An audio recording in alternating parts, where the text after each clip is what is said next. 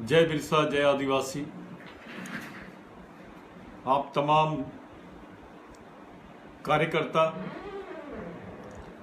जागरूक जनता और मूवमेंट के मिशन के तमाम साथियों और भारत के प्रबुद्ध नागरिकों, आज हम जिस विषय पे बात कर रहे हैं,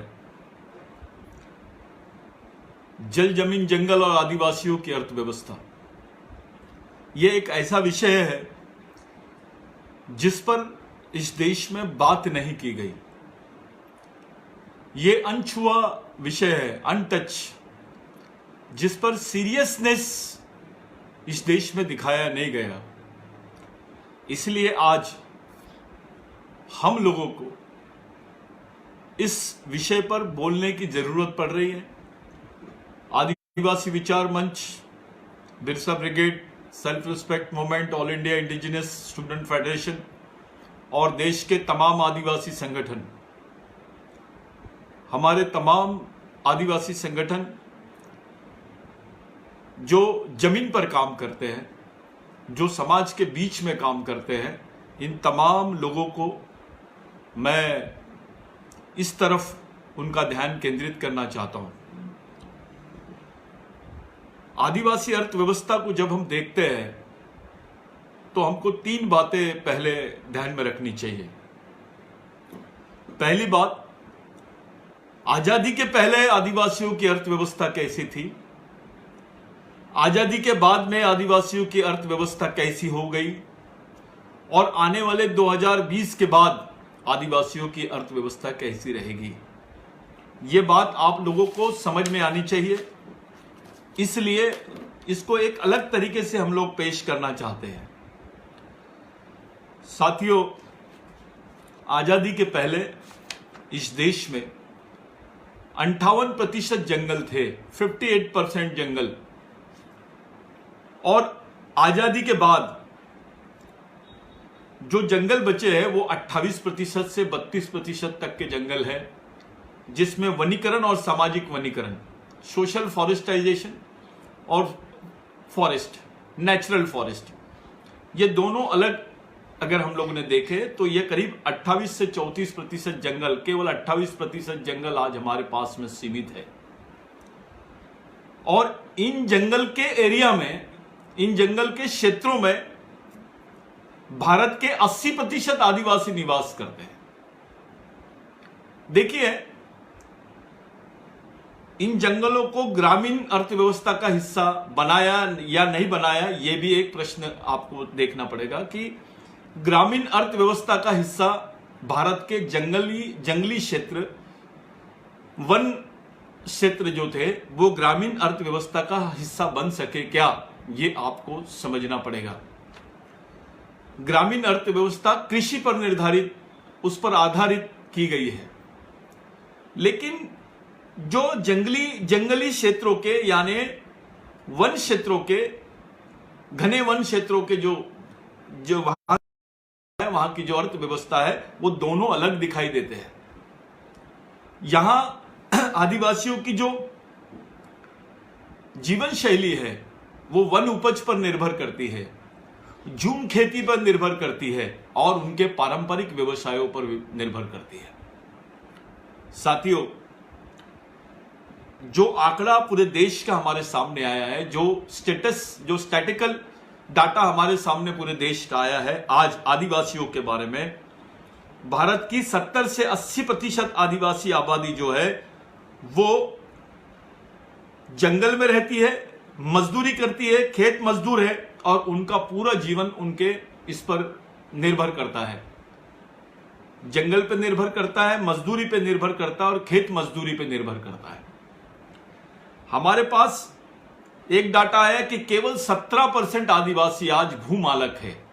भारत के केवल 17% यानी 17% आदिवासी भारत में भूमालक है और 75% आदिवासी मजदूर है। 11% आदिवासी नौकरी, फैक्ट्री यानी कंपनियों में, कारखानों में और छोटे छोटे लघु उद्योग में काम कर रहे हैं। और 4% आदिवासी अपने पारंपरिक उद्योगों को लेकर, व्यवसाय को लेकर अपना जीवन निर्भर करता है। आज आजादी के पहले, आजादी के बाद और आने वाले समय पर अगर हम 3 तरीके से आज हम लोगों ने इसका स्टडी करे तो आपको समझ में आएगा। मैं उसके पहले एक डाटा आपके सामने, एक खास फिगर आपके सामने रखना चाहता हूं। जंगल में रहने वाले आदिवासियों की जो आय है प्रतिदिन, वो 1 रुपये 85 पैसे है। आज 1 रुपये 85 पैसे रोज कमाता है जंगल में रहने वाला आदिवासी, उसकी रोज की इनकम है। जो ग्रामीण क्षेत्र में रहता है आदिवासी, यानी थोड़े विकसित लेकिन ग्रामीण क्षेत्र, वहां पे जो आदिवासी समुदाय रहता है, उसकी रोज की जो इनकम है, रोज की जो आय है, वो है 6 रुपये 80 पैसे प्रतिदिन। जंगल में रहने वाले की आय, अब देखिए 6 रुपये 80 पैसे प्रतिदिन जो आय है वो ग्रामीण क्षेत्र के आदिवासी की है। और शहरी क्षेत्र में रहने वाला मजदूर आदिवासी जो है, उसकी जो आय है वो है 12 रुपये 13 पैसे। ये इकोनॉमिक डाटा है।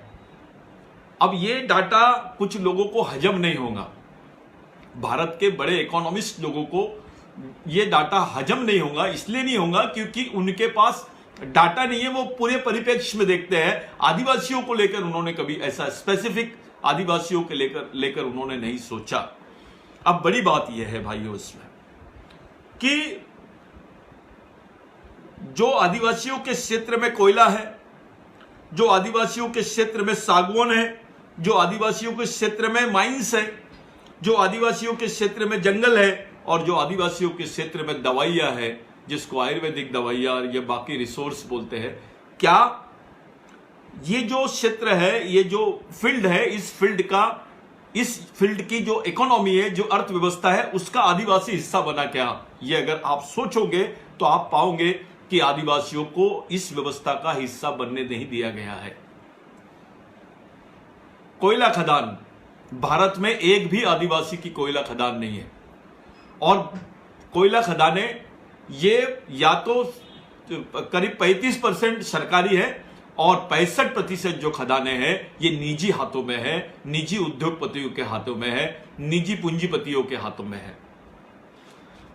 चाहे सागवान का उद्योग हो, तेंदुपत्ता का उद्योग हो, बीड़ी का उद्योग हो, चाय पत्ती का उद्योग हो, या उनके क्षेत्र में मिलने वाले माइंस का उद्योग हो, जिसको खनिज बोलेंगे आप, ये खनिजों के भी कारखाने आदिवासियों के नहीं है।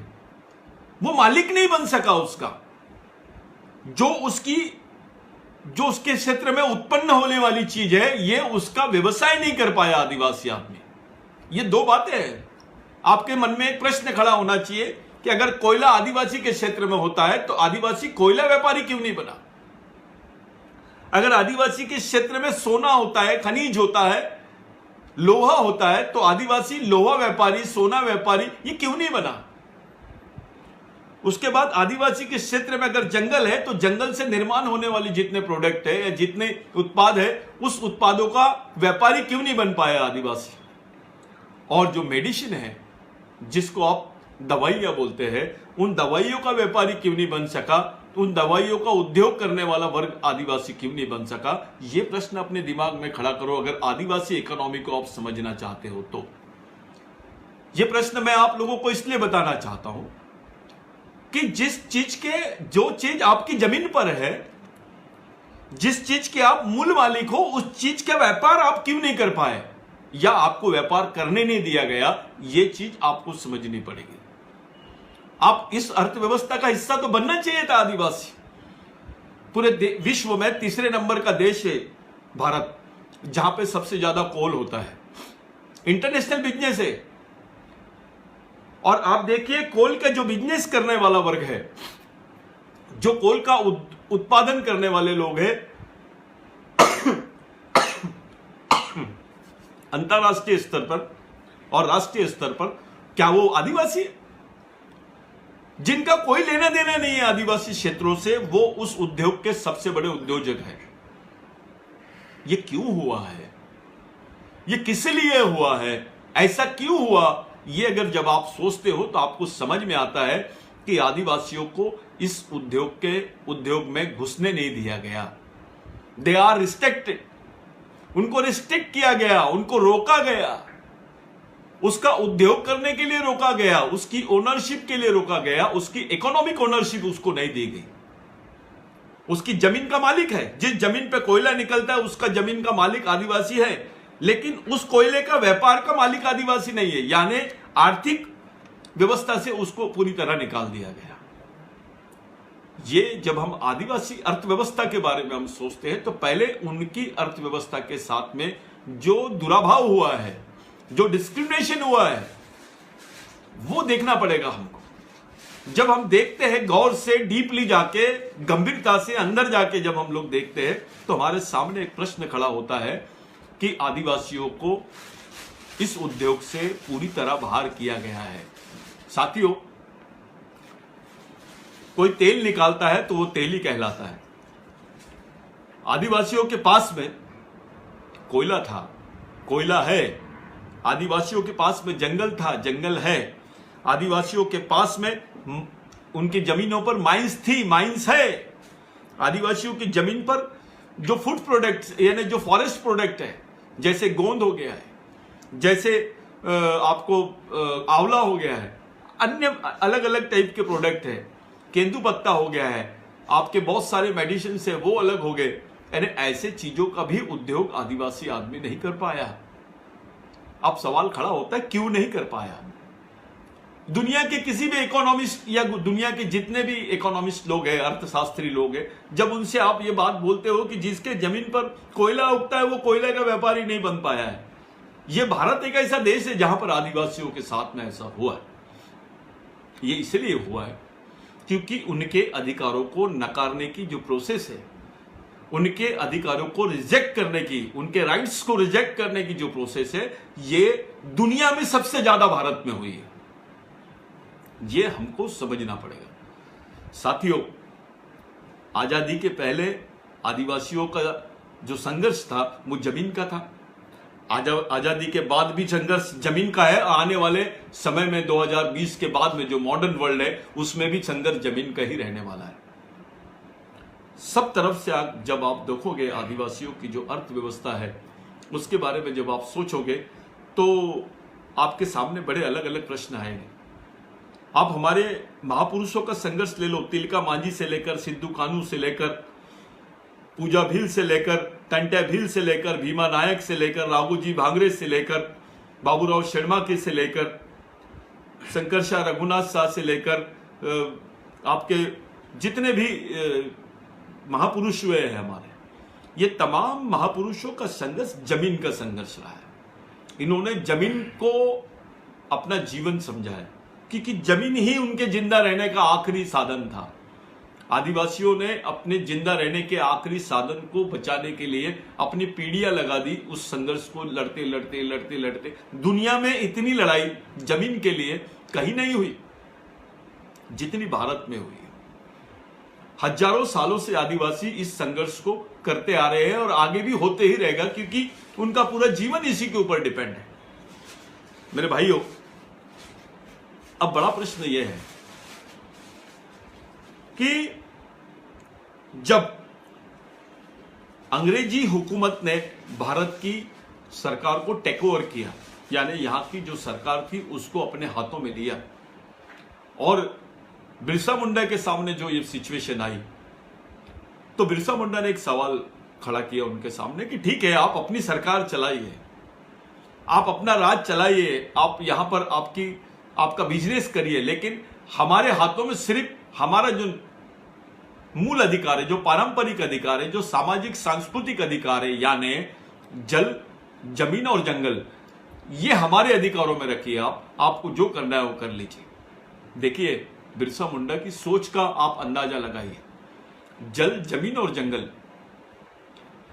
बिरसा मुंडा जी ने जो आंदोलन को दिशा दी थी, उसकी खासियत यह है कि बिरसा मुंडा जी ने बोला कि आप हमको जल दे दीजिए, हमारा पानी दे दीजिए, आप हमारा जंगल दे दीजिए और हमारी जमीन दे दीजिए, आपकी सरकार है, आप चलाइए, कोई प्रॉब्लम नहीं है। यानी उन्होंने अपने सामाजिक, सांस्कृतिक, पारंपरिक, प्राचीन अधिकारों को बरकरार रखने की जो बात किया है, ये बहुत बड़ी बात है। और यही संघर्ष आपको हमारे बाकी पूर्वजों में दिखाई देगा। उसका मॉडर्न फेज यानी उसकी जो आखिरी उसका ये था, चेहरा था, वो बिरसा मुंडा था। और बिरसा मुंडा का संघर्ष भी आप जब देखते हो तो आदिवासी अर्थव्यवस्था के इर्द गिर्द नजर आता है।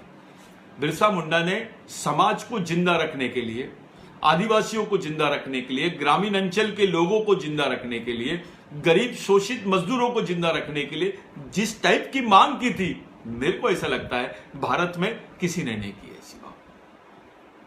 ये समझा ही नहीं किसी को। डॉक्टर बाबा साहब आंबेडकर ने गोदावरी के आंदोलन में बिरसा मुंडा को कोट किया कि मैं अपने आंदोलन का गुरु मानता हूं बिरसा मुंडा जी।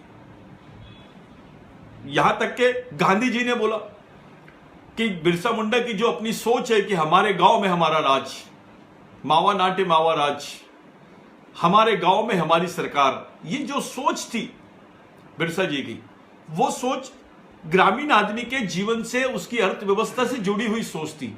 हमारी गांव में हमारी सरकार का मतलब यह है कि वहां हमारी अर्थव्यवस्था होनी चाहिए, वहां के जल जमीन जंगल पर हमारा अधिकार होना चाहिए। एक ऐसा विचार बिरसा मुंडा जी ने सामने लाया। और यह केवल एक घोषणा नहीं थी, ये आदिवासियों की आर्थिक स्थिति को देखकर, उनके जिंदा रहने के साधनों को देखकर और उनके जिंदा रहने के प्रावधानों के लिए बिरसा मुंडा ने यह आंदोलन खड़ा किया। ये मामूली आंदोलन नहीं था, ये जिंदा रखने का आंदोलन है। आज भी भारत में आदिवासियों का संघर्ष जल जमीन जंगल का संघर्ष है। कुछ लोगों ने ऐसा सवाल करते हैं कि आदिवासी लोग डेवलपमेंट के खिलाफ में है। ये कौन सा डेवलपमेंट है? ये कौन सा डेवलपमेंट का मॉडल लाए आप कि हमारा कोयला है और जब WCL या इंडियन कोल ये जो बनता है तो वो भारतीय कोल एजेंसी जब बनती है तो उसमें आदिवासियों को केवल 7.5% आरक्षण का प्रावधान करता है और 90% आदिवासियों की जमीन से आप कोयला निकालते हो, उनके क्षेत्रों से कोयला निकालते हो। तो 90% आदिवासियों को वहां पर नौकरी मिलनी चाहिए थी। ऐसा क्यों नहीं हुआ? आज आपका वन विभाग बना है, केंद्र का हो या राज्य सरकार का वन विभाग हो, वन विभाग में आदिवासियों की भागीदारी, उनकी सामाजिक हिस्सेदारी, उनकी जनसंख्या और उनके पास उनका जो वन क्षेत्र में जो रहवास है उसका प्रमाण देखते हुए, उनकी जनसंख्या और उसका स्तर देखते हुए उनकी नौकरियों की बात होनी चाहिए थी। लेकिन वन क्षेत्र में भी आदिवासियों को 7.5% आरक्षण दे रहे आप, और आरक्षण भी ऐसे नहीं मिला आपको, यानी आपका विचार ही नहीं हुआ।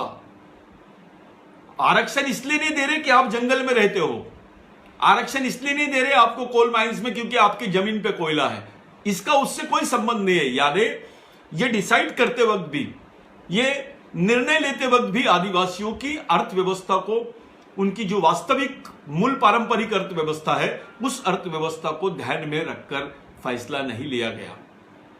और इसी फैसले को सुरक्षित रखने के लिए इस फैसले पर विचार विमर्श होना चाहिए, इसी उद्देश्य से 5वीं और 6वीं अनुसूची का प्रावधान किया गया।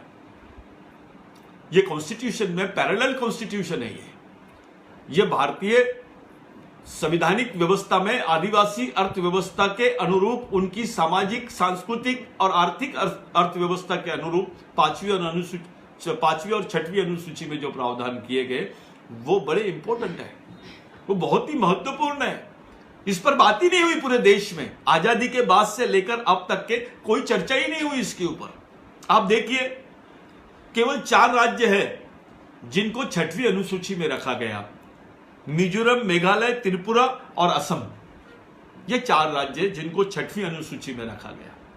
5वीं अनुसूची में छत्तीसगढ़, झारखंड, उड़ीसा, मध्य प्रदेश, राजस्थान, महाराष्ट्र, आंध्र प्रदेश, गुजरात, हिमाचल प्रदेश और तेलंगाना को रखा गया। यानी करीब करीब 10 राज्यों को इन्होंने 5वीं अनुसूची में रखा। यह बड़ी समझने वाली बात है। आदिवासी अर्थव्यवस्था के बारे में जब हम बात करते हैं तो आपको इस एंगल से सोचना भी जरूरी है।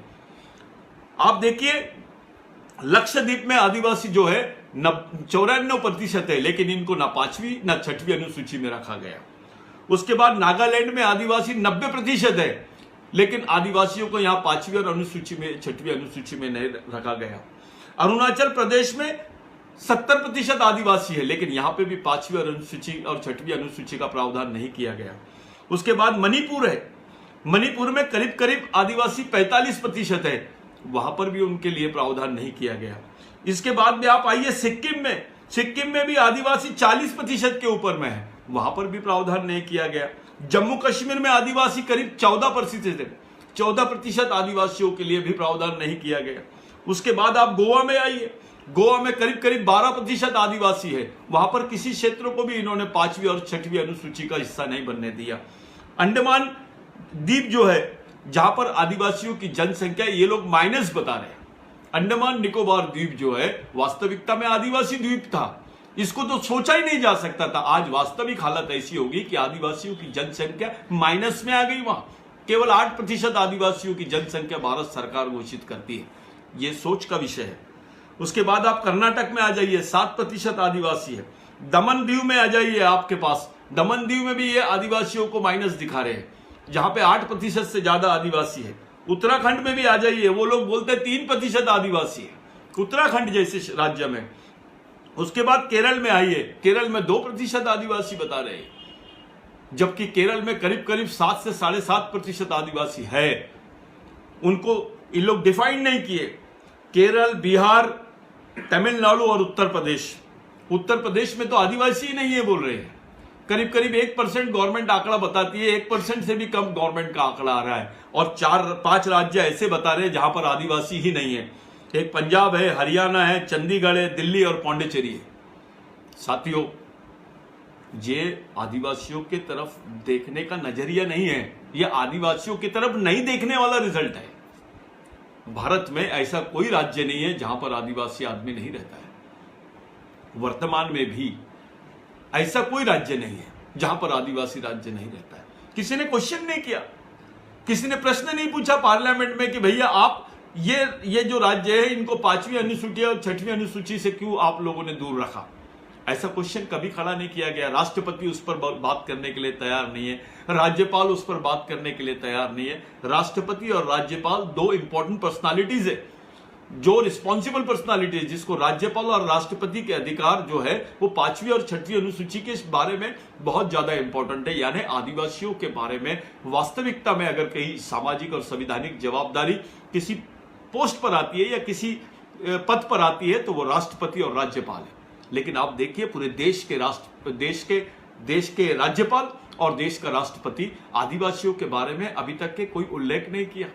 कोई बात करने से कतराते हैं, क्योंकि इनके ऊपर में जो प्रेशर होता है ये उद्योगपतियों का होता है, इन पर व्यापारियों का प्रेशर होता है, एक पूंजीपति वर्ग का प्रेशर होता है कि आप बोलिए मत। इनका पूरा उद्योग जो है ये आदिवासियों पर डिपेंड है। आदिवासियों का जितना दमन होगा उतना इनके उद्योगों का विकास होगा। अब इसको ये लोग राष्ट्र विकास के नाम से जोड़ दिए। राष्ट्र का विकास और आदिवासियों का विनाश, ये दोनों प्रक्रियाएं आपके सामने दिखाई दे रही है। कुछ लोगों को अगर भारत सरकार से आप लोग पूछिए कि आदिवासियों का आर्थिक स्तर अगर बड़ा है तो उसके प्रमाण अपने को दीजिए। कोई इकोनॉमिस्ट, रघुराजन जैसे इकोनॉमिस्ट भी चुप हो गए जब उनके सामने यह सवाल खड़ा हुआ कि आदिवासियों की अर्थव्यवस्था या उनका आर्थिक स्तर बढ़ा है या घटा है आजादी के बाद में। उनके पास कोई डाटा नहीं है। यानी हमारी जो सामाजिक, आर्थिक, शैक्षणिक जवाबदारी सरकार के ऊपर में थी, सरकार यहां पर वेदना शून्य है। सरकार आपको सोच ही नहीं रही है आपके बारे में। साथियों, जिंदा रहने का मूल साधन आदिवासियों का उसकी जमीन है, उसकी जंगल है और उस जमीन पे होने वाला पानी है। जितने power plant, private power plant की परमिशन गवर्नमेंट ने दी है, उनके सामने उन्होंने ये शर्त नहीं रखी कि भाई जहां से तुम पानी ले रहे हो, जिस क्षेत्र में आप इसका गठन कर रहे हो, निर्माण कर रहे हो पावर प्लांट का, वहां पर कम से कम 80% नौकरियां आदिवासियों को देनी चाहिए थी। एज पर इंटरनेशनल ILO जो है इंटरनेशनल लेबर ऑर्गेनाइजेशन, ILO का जो बेसिक है, जिसको अंतरराष्ट्रीय श्रम संगठन का कानून जो इसको बोलते हैं आप, वो कानून के अंतर्गत उन आदिवासियों को वहां पर अधिकार मिलने चाहिए थे। 5वीं अनुसूची में बनने वाले कारखानों में आदिवासियों को उतना उनका 80% रोजगार मिलना चाहिए था। छठवीं अनुसूची में होने वाले उद्योगों में आदिवासियों की 80% भागीदारी होनी चाहिए थी, लेकिन इस बारे में आदिवासियों को कभी नहीं बोला गया, इस पर कभी विचार नहीं किया गया, ना ही इस पर सरकार सीरियसली इस पर काम करी है। भाइयों, मेरा ये कहना है कि अभी की जो सिचुएशन है वो सिचुएशन का अगर आप लोगों ने ब्यौरा लिया, उस सिचुएशन को अगर आप लोगों ने देखा, तो आपको समझ में आएगा कि आने वाले समय में आदिवासियों की जो अर्थव्यवस्था है वो पूरी तरह खत्म होती दिखाई दे रही है, पूरी तरह खत्म होती दिखाई दे रही है। यह इसलिए हुई क्योंकि आपको सांस्कृतिक तरीके से खत्म किया गया, आपके सामाजिक और पारंपरिक सांस्कृतिक वातावरण को ही खत्म कर दिया गया। जहां जहां आपकी संस्कृति नष्ट हुई है, वहां वहां आपकी अर्थव्यवस्था खत्म हुई है। यानी आदिवासियों की सांस्कृतिक सामाजिक व्यवस्था का संबंध उनकी अर्थव्यवस्था से है। इसी बात को नेग्लेक्ट किए, यही कारण है कि आदिवासियों की पहचान का संघर्ष हम खड़ा करने की बात कर रहे हैं, आदिवासियों के मूल अधिकारों का संघर्ष हम खड़ा करने की बात कर रहे हैं। केवल राष्ट्रीय स्तर पर नहीं, अंतरराष्ट्रीय स्तर पर भी बात होनी चाहिए। भारत विश्व में दूसरे नंबर का देश है जहां सबसे ज्यादा पॉपुलेशन आदिवासियों की है, लेकिन भारत सरकार का इंटरनेशनल लेवल पे यूनाइटेड नेशंस में रिप्रेजेंटेशन जाता है कि भारत में आदिवासी नहीं है, और भारत का सुप्रीम कोर्ट बोलता है कि आदिवासी ही भारत के मूल निवासी है। ये दोनों बातें समझने की बात है। एक तरफ सुप्रीम कोर्ट एक्सेप्ट करता है, लेकिन भारत की जो अंतरराष्ट्रीय पॉलिसी है, जो रणनीति है, उसमें भारत डायरेक्टली यूनाइटेड नेशंस में बोलता है कि भारत में आदिवासी नहीं है। इसके दो घाटे हैं, क्योंकि आदिवासी अधिकारों का अंतरराष्ट्रीय हस्तक्षेप भारत सरकार नहीं चाहती है। भारत के उद्योगपति, भारत के व्यापारी, भारत के पूंजीपति, भारत के उच्च वर्णीय और भारत के राजनीतिक लोग आदिवासी के पारंपरिक व्यवसाय को खत्म करके, उनके पारंपरिक अधिकारों को खत्म करके वहीं पर अपने उद्योगों का निर्माण कर रहे हैं। क्योंकि कच्चा माल आदिवासी के क्षेत्र में है, मजदूर आदिवासियों के क्षेत्र में है, जमीन आदिवासियों के पास में है, पर्यावरण आदिवासियों के पास में है। तो आदिवासियों की व्यवस्था को या आदिवासी क्षेत्रों में ही उद्योग लगाना है, इसके लिए उनकी जरूरत है कि आदिवासी संस्कृति को पूर्ण रूप से नेस्त नाबूद कर दिया जाए, उनकी अर्थव्यवस्था को तोड़ा जाए। इसके पीछे का लॉजिक है। भाइयों, मैं हमेशा बोलते रहता हूं कि भारत के विकास और भारत की आजादी में आदिवासियों का जो हिस्सेदारी है, यह भारत की किसी भी कौम से ज्यादा है। ये जितने बड़े बड़े व्यापारी हैं, इनसे पूछिए, आप टाटा से पूछिए आपकी जमीन किसकी जमीन पर आपके उद्योग है, आप अंबानी से पूछिए किसकी जमीन पर आपके उद्योग है, बाकी मित्तल से पूछिए, आप जो बड़े बड़े उद्योगपति, आप इनके जमीन का सर्वे कर लीजिए, इनके उद्योग किस क्षेत्र में है। आप जमशेदपुर की बात लीजिए, पहला टाटा का कारखाना जमशेदपुर में, जो पूरा 5वीं अनुसूची क्षेत्र है, 5वीं अनुसूची का क्षेत्र है। मैं अभी कुछ देख रहा हूं इंटरव्यूज वगैरह में, सब लोग बोल रहे हैं, कुछ टीवी के एंकर्स बोलते हैं कि ये 5वीं अनुसूची 6वीं अनुसूची आपने कहां से लाए। यानी संविधान में प्रावधान होने के बावजूद एंकर्स पूछने लग गए अपने कार्यकर्ताओं से कि भैया आप ये प्रावधान कहां से लाए। भाइयों, सामाजिक वनीकरण का ठेका होता है, झाड़ लगाने का बहुत बड़ा टेंडर होता है, करोड़ों में टेंडर होता है, कम से कम 1000 करोड़ के ऊपर में। और पूरे भारत में सामाजिक वनीकरण के नाम पर, वृक्षारोपण के नाम पर जो टेंडर हुआ है पिछले 5 सालों में, वो करीब करीब 1 लाख करोड़ तक के गया है। उस 1 लाख करोड़ के टेंडर में एक टेंडर आदिवासियों के फेवर में आया क्या? कोई आदिवासी आदमी उसका टेंडर लिया है क्या? इस पर एक क्वेश्चन खड़ा कर दीजिए आप। कोई जवाब नहीं है इनके पास। इसलिए हमको ये दिल से बोलना पड़ता है कि ये देश किसका है, इस देश के मूल मालिक कौन है। और ये जब बात आप रखना चाहते हो, जब आप ये बात करने के लिए लोगों के सामने जाते हो, तो आपको बताना पड़ता है कि आपके पूर्वजों ने जो संघर्ष किया है उसको राष्ट्रीय संघर्ष का हिस्सा आपने क्यों नहीं बनाया। टंट्या मामा के, टंट्या भील के, भगवान टंट्या भील के संघर्ष को राष्ट्रीय संघर्ष नहीं माना गया, उनको डकैत बोला गया। लेकिन एक तरफ जमींदारों से लड़ाई, साहूकारों से लड़ाई और दूसरी तरफ अंग्रेजों से लड़ाई, और अंग्रेजों की और जमींदारों और साहूकारों की साठगांठ। तो जो जमींदार साहूकार अंग्रेजों की साठगांठ में थे वो स्वतंत्र सेनानी बन गए, और जो इनके खिलाफ में संघर्ष कर रहे थे वो लोग देशद्रोही बन गए। ये वर्तमान डाटा है। आप देखिए जिनके पास स्वतंत्र सेनानी का प्रमाण पत्र है, कुछ लोग, अभी इमरजेंसी लगी थी भारत में, उस इमरजेंसी में जो लोग जेल में थे उनको सहायता के नाम पर मध्य प्रदेश में भी एक स्कीम लागू की गई, उनको पेंशन की स्कीम लागू की गई, उनको बाकी सब चीजों की स्कीम लागू गई। लेकिन किसी ने अगर ये ब्यौरा लिया, किसी ने सर्वे किया कि आदिवासी कितने मरे थे, 70% संघर्ष आदिवासियों का जल जमीन जंगल के लिए हुआ, और उसी जल जमीन जंगल पे आज भारत विकसित हुआ है। भारत का विकास उसी जल जमीन जंगल पे हुआ है, जिसके लिए आदिवासियों के परिवार, उनकी पूरी कौम की कौम खत्म हो गई है। उनका कोई शेयर नहीं है, उस पर कोई बात नहीं है, उस पर कोई चर्चा नहीं है। ये दुख है इस बात का, और ये चर्चा हमको खड़ा करना पड़ेगा। इस चर्चा को सामने लाना पड़ेगा, भारत के तमाम बुद्धिजीवियों के सामने रखना पड़ेगा कि भाई हिस्सेदारी किसको बोलते हैं। केवल ये फलाना है, फलाना ढिकाना है, ये राज्य है, ये अभी इसको हिंदुस्तान बना दो, इसका नाम हिंदू राज्य है, ये हिंदू राष्ट्र है, ऐसा बोलने का अधिकार आपको कहां से आया है? किसने दिया है? ये वो लोग बोल रहे हैं जिन्होंने देश के लिए कुछ नहीं किया।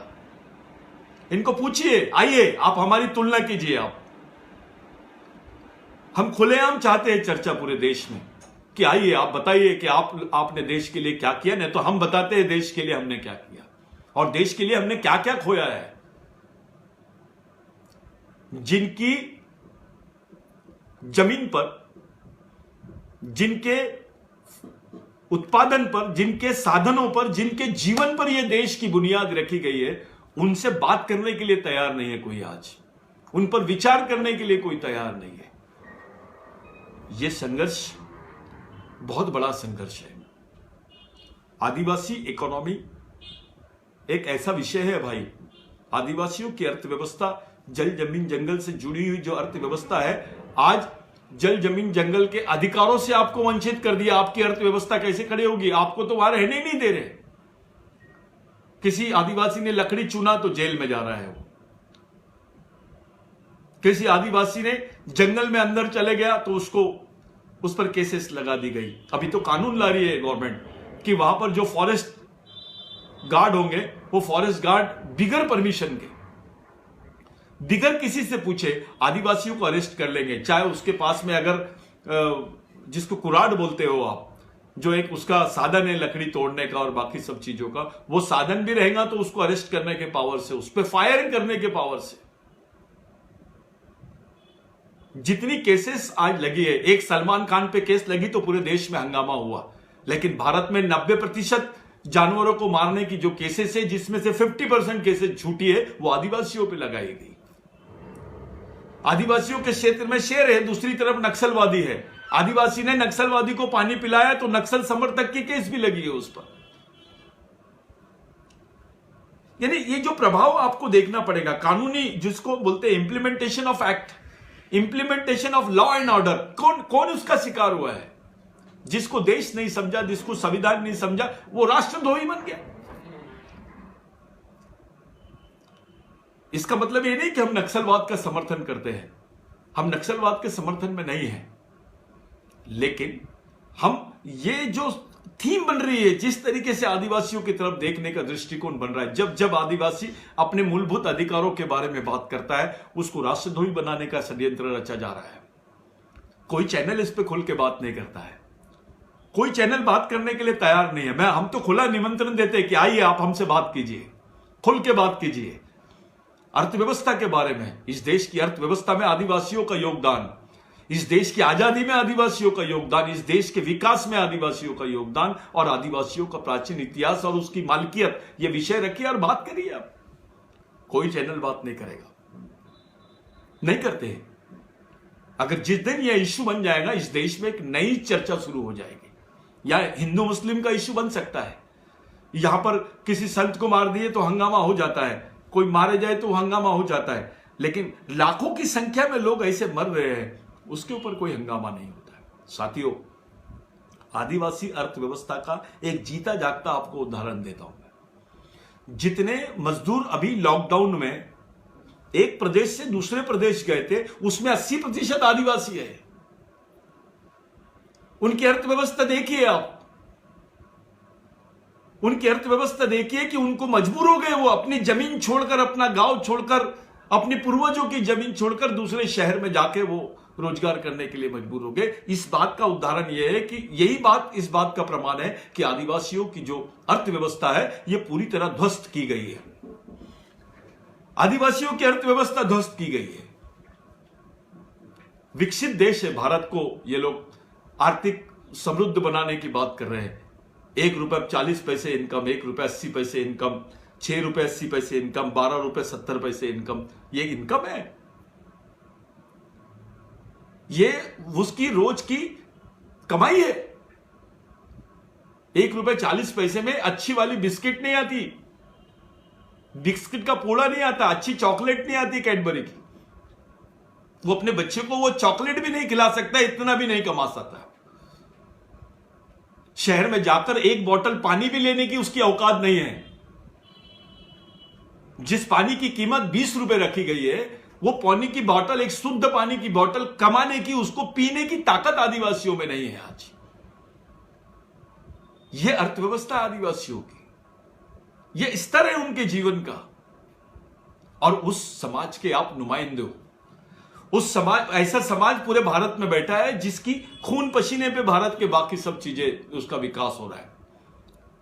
भाइयों, देश हमारा है, हमको किसी की राष्ट्रीयता का सर्टिफिकेट नहीं चाहिए। इस देश का प्रधानमंत्री भी आदिवासियों को राष्ट्रपति, राष्ट्रीय भक्त का सर्टिफिकेट नहीं दे सकता है, राष्ट्रपति भी नहीं दे सकता है, क्योंकि जिस देश के वो राष्ट्रपति है, जिस देश के वो प्रधानमंत्री है, वो देश का मालिक आदिवासी है। उस देश का मालिक आदिवासी है।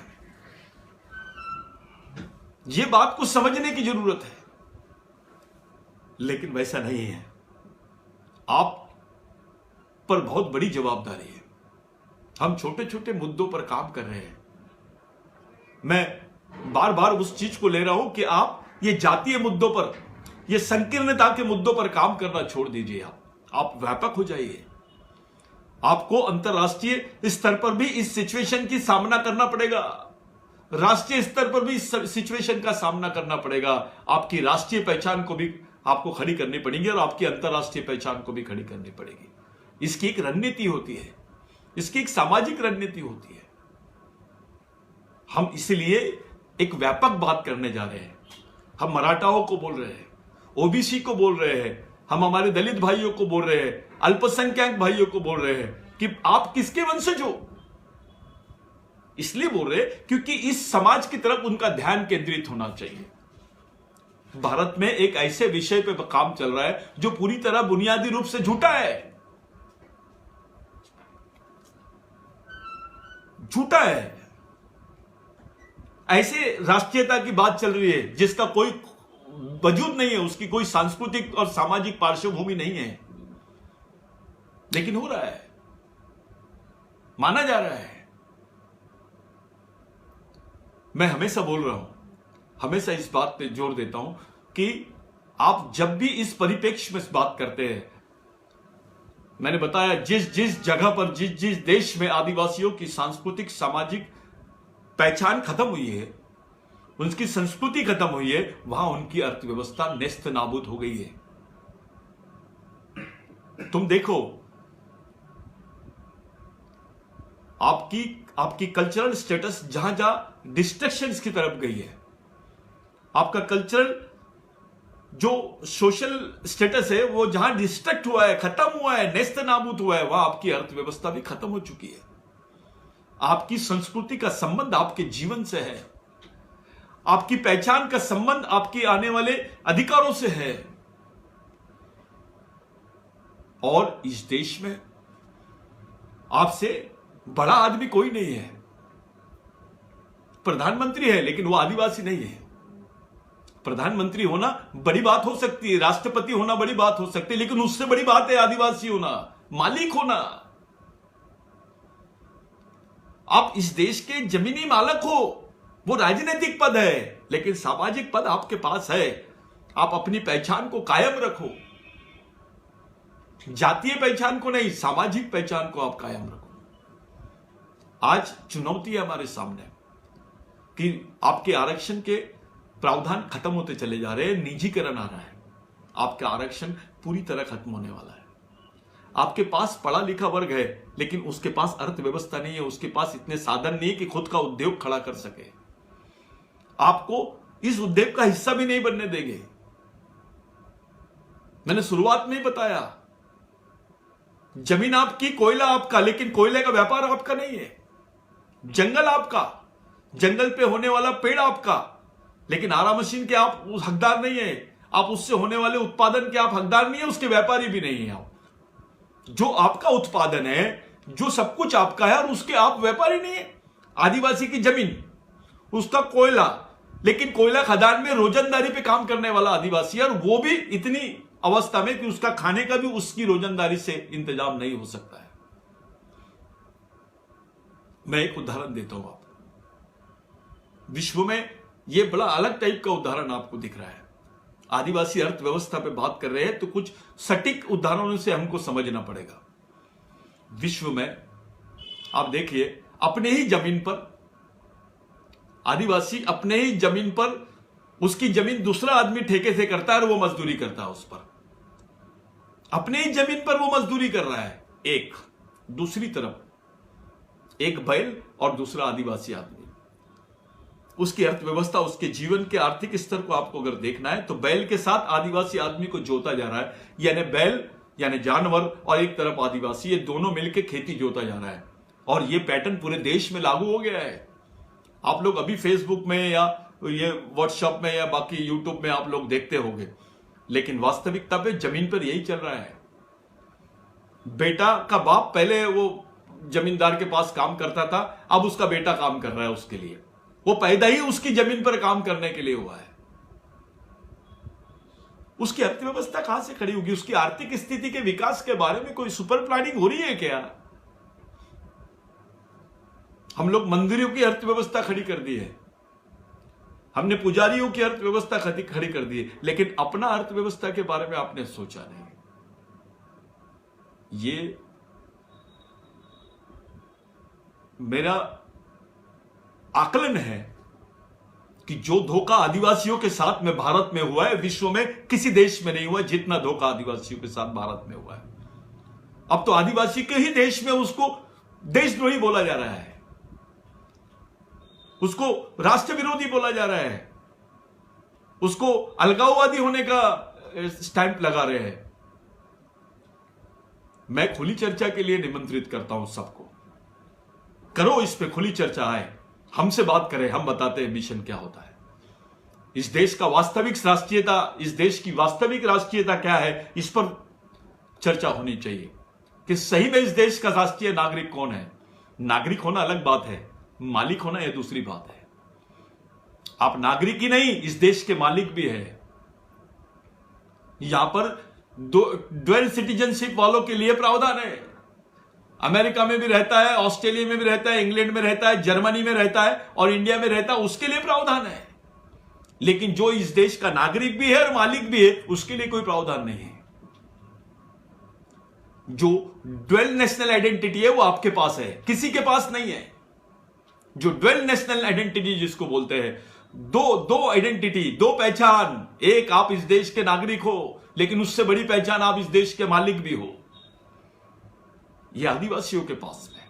बावजूद उसके दोहरी पहचान, दोनों पहचान होने के बावजूद वो आज इस स्थिति में नहीं है कि 1 किलो गेहूं खरीद सके। वो रोज इतना नहीं कमाता है कि 1 किलो चावल खरीद सके। फिर ये लोग आदिवासी क्षेत्रों में स्कीम चलाते हैं, फ्री में चावल देंगे, फ्री में गेहूं देंगे, और आपके वोटों पर कब्जा, आपके दिमाग पर कब्जा, आपके पेट पर कब्जा, आपकी अर्थव्यवस्था पर कब्जा, आपके क्षेत्र पर कब्जा, आपकी जमीन पर कब्जा, आपकी जमीन पर जो संसाधन है उस पर कब्जा।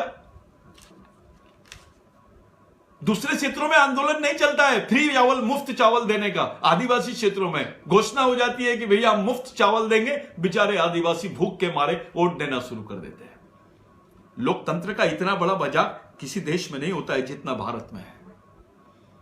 और आप उस समाज के बासिंदे हैं, उस समाज के मूल नागरिक हैं जिस समाज की ऐसी अर्थव्यवस्था है, जिस समाज की ऐसी सामाजिक व्यवस्था है। साथियों, अर्थव्यवस्था आपकी सांस्कृतिक और सामाजिक व्यवस्था से जुड़ी हुई है। It is directly proportional to your culture and social status which is helpful to define yourself, your identity and your rights on this land. आपके इस जमीन पर जो अधिकार है उसको डिफाइन करने के लिए जरूरी है। आप ये जातीय आइडेंटिटी की बीमारी से बाहर निकलो। मैं गोंड हूं, मैं प्रधान हूं, मैं भील हूं, मैं आंध हूं, मैं महादेव कोड़ी हूं। ये जो छोटी बीमारी है, ये कैंसर से बड़ी बीमारी है, आपकी सोच को रोकती है। इससे बाहर निकलो, व्यापकता लाओ अपनी पहचान में, अपने अधिकारों में और अपनी सोच में। जब आप एक जगह आओगे, जब आप संगठित हो जाओगे, तो आपके संघर्ष को एक दिशा मिलेगी, उसका वजन रहेगा। अगर पूरे आदिवासी जनजातियों ने भारत में आंदोलन कर दिया तो भारत बंद हो जाएगा। कोई नहीं कर सकता, केवल आदिवासी कर सकते हैं भारत को। भारत में इतनी जगह पर आदिवासी है। ये भारत के 5वीं अनुसूचित वाले 10 राज्य, 6वीं अनुसूचित वाले सूची वाले 4 राज्य, और जहां पर हम ऑलरेडी बड़ी संख्या में, अगर हमने अपना लोकतांत्रिक आंदोलन भी किया तो भारत खड़ा नहीं हो सकता है। ये बोलते हैं कि भाई इस देश की अर्थव्यवस्था में आदिवासियों को कोई हस्तक्षेप नहीं है, क्योंकि रोड बंद हो जाएगा तो आदिवासी को कोई, उससे आदिवासी का कोई लेना देना नहीं है। इसमें रोडवेज अगर बंद कर देंगे तो वो क्रेडिट पूरे बड़े बड़े लोगों को जाती है, हमारे सरदार भाइयों को जाती है, हमारे सिंधी भाइयों को जाती है। मेडिकल स्टोर बंद होगा तो इनको जाती है, दारू का व्यापार बंद होगा तो वो क्रेडिट हमारे दूसरे भाइयों को जाती है, मंदिरें बंद होंगी तो दूसरे भाइयों को उसका क्रेडिट जाता है। हम इस देश की अर्थव्यवस्था को प्रभावित नहीं कर सकते, ऐसा चित्र बना दिया गया हमारे सामने। साथियों, आदिवासी क्षेत्र लॉक हो जाएगा तो देश लॉक हो जाएगा, देश के उद्योग लॉक हो जाएंगे, पावर प्लांट लॉक हो जाएंगे, कोल माइंस लॉक हो जाएंगे, जो बड़े बड़े खनिज मैग्नीज के सेंटर से वो लॉक हो जाएंगे, वाटर सिस्टम लॉक हो जाएगा। 10 एकड़ जमीन है आदिवासियों के पास, मध्य प्रदेश, छत्तीसगढ़, झारखंड, उड़ीसा, 10-10 एकड़ जमीन है, लेकिन शहर में मजदूरी कर रहे हैं। इसलिए क्योंकि इनके जमीन के पास से जो पानी की नहर जाना चाहिए था वो उन लोगों की तरफ गया है,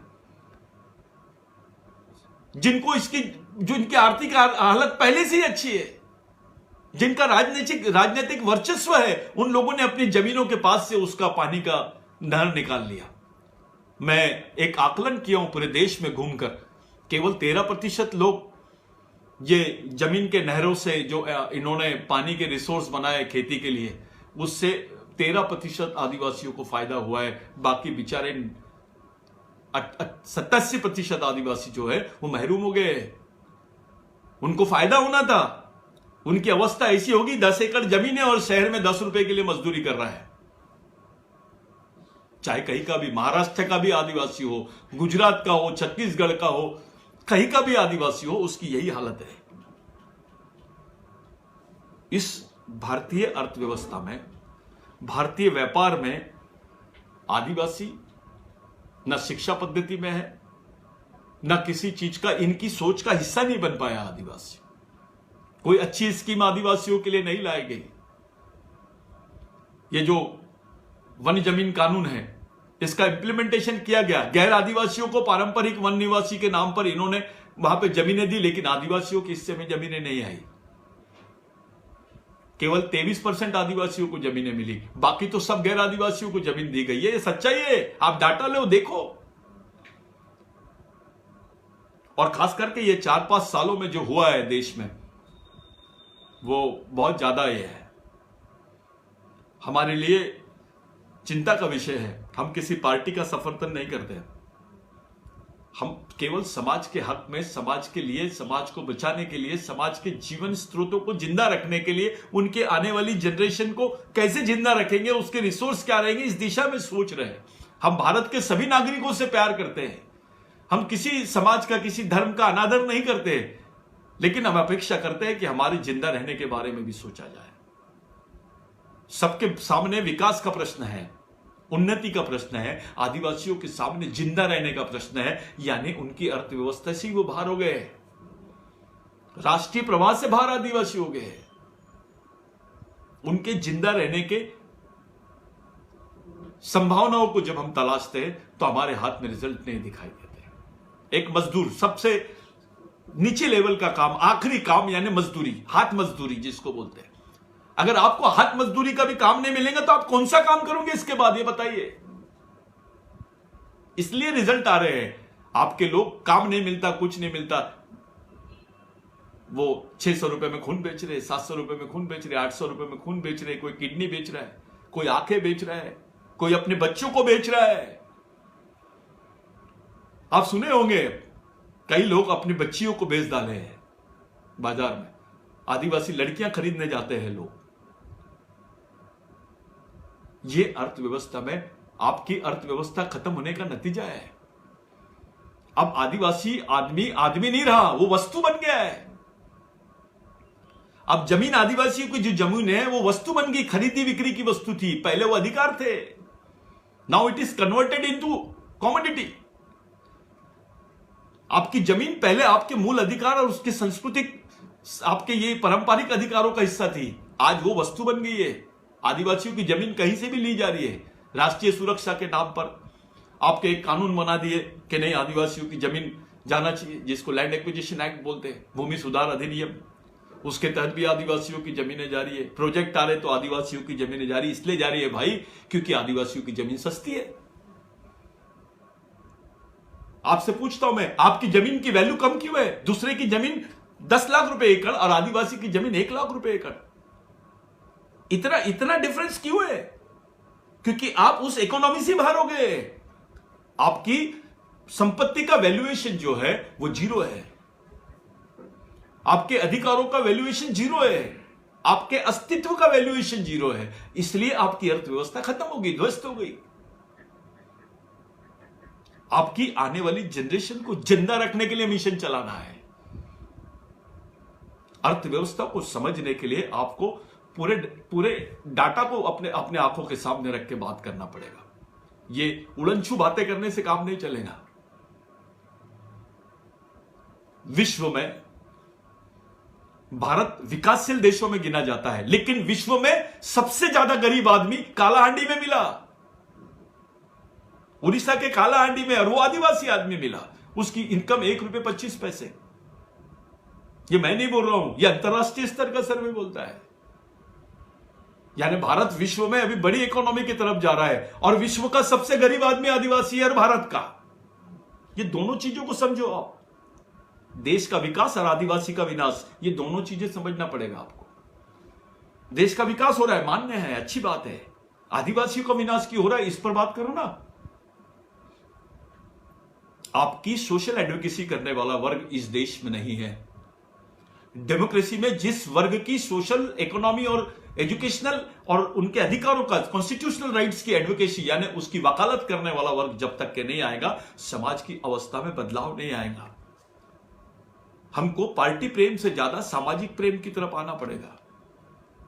हमको दूसरे संगठनों में काम करने के बजाय सामाजिक संगठनों की तरफ ज्यादा आना पड़ेगा। और जहां जहां आपको अपॉर्चुनिटी मिलती है, जब जब आपको मौका मिलता है, उस मौके को भी आप समाज के लिए भुनाइए। इसके अलावा कोई पर्याय नहीं है। जहां से मौका मिले, जो साधन मिले, जो अपॉर्चुनिटी मिले, जो इस मिले, उसको पूरे समाज के लिए कन्वर्ट करें। भाई, विश्व में सबसे ज्यादा दुखी वर्ग भारत का आदिवासी है, यह बात का मैं दावा करता हूं। विश्व में सबसे ज्यादा अगर दुखी कोई मानव समूह है तो वो भारत का आदिवासी है। इस बात का मेरा अध्ययन है, मैं इस पर चर्चा करने के लिए तैयार हूं। खुली चर्चा, देश पर, राष्ट्रीय स्तर पर बात करने के लिए तैयार हूं, लेकिन खुली होनी चाहिए। हम अपने दर्द को कहां बताएं, हम अपनी सामाजिक तकलीफ को किसके सामने बयान करें, कोई साधन नहीं है, आपके यहाँ मीडिया नहीं है, आपके पास लोग नहीं है, आपके लोग बात करना नहीं चाहते। मेरे भाइयों, एक आखिरी ऑप्शन आपके पास है। एक मिशन के माध्यम से, एक मूवमेंट के माध्यम से हमारे शहीदों ने जो काम किए हैं उसी काम को हमको आगे बढ़ाना है। तो ही आदिवासी नाम का व्यक्ति, आदिवासी नाम का समाज, आदिवासी नाम का मानव समूह इस देश में रहेगा। अदरवाइज 2020 में आप ढूंढते रहोगे आदिवासी कौन है करके, क्योंकि खुद आदिवासी अपने आप को आदिवासी कहने के लिए तैयार नहीं है। आज आदिवासी कहने से आपके गोंड होने के बात को कोई धक्का नहीं लगता है। आदिवासी कहने से आपके प्रधान या भील होने से, मुंडा होने से वो धक्का नहीं लगता है। यह व्यापक पहचान है आपकी, ये सामाजिक परिभाषा है। इसको समझो, जातीय परिभाषा से बाहर निकलो। जिस बात पर आप एकत्रित हो सकते हो, जिस बात पर आपकी संख्या अल्पसंख्यक से बहुसंख्यक हो सकती है, उस थ्योरी पे विश्वास करो। लड़ने की रणनीति है ये। सामूहिक संघर्ष की तरफ चलो, जो हमारे पूर्वजों ने किया, जो टट्टा भील ने किया, बाबूराव शेरमाके ने किया, राघोजी भांगरे ने किया, बिरसा मुंडा ने किया, हमारे तमाम शहीदों ने किए, उसी लाइन की तरफ चलिए आप। सच देखा जाए तो इस सब्जेक्ट पे बात करने के लिए आपको बहुत सारी चीजों को और बहुत समय की जरूरत पड़ती है। ये छोटे समय पे हम इसको सिर्फ टच कर पा रहे हैं, उसकी पार्श्वभूमि खड़ी कर पा रहे हैं। हम मिलते रहेंगे, हम चर्चा करते रहेंगे, और जो भी चर्चा करेंगे खुली चर्चा करेंगे। मैं बात कर रहा हूं, इसका मतलब यह नहीं कि मैं हर चीजों पर मेरी बात सही हो सकता है। हमको समय समय पर अध्ययन करना पड़ेगा। आप लोग सामाजिक एकता के बारे में सोचिए, सामाजिक संघर्ष के बारे में सोचिए, सामाजिक अधिकारों के बारे में सोचिए, सामाजिक जीवन के बारे में सोचिए, और सामाजिक भविष्य के बारे में भी सोचिए। यही हमारे सामने आखिरी पर्याय है। जय बिरसा, जय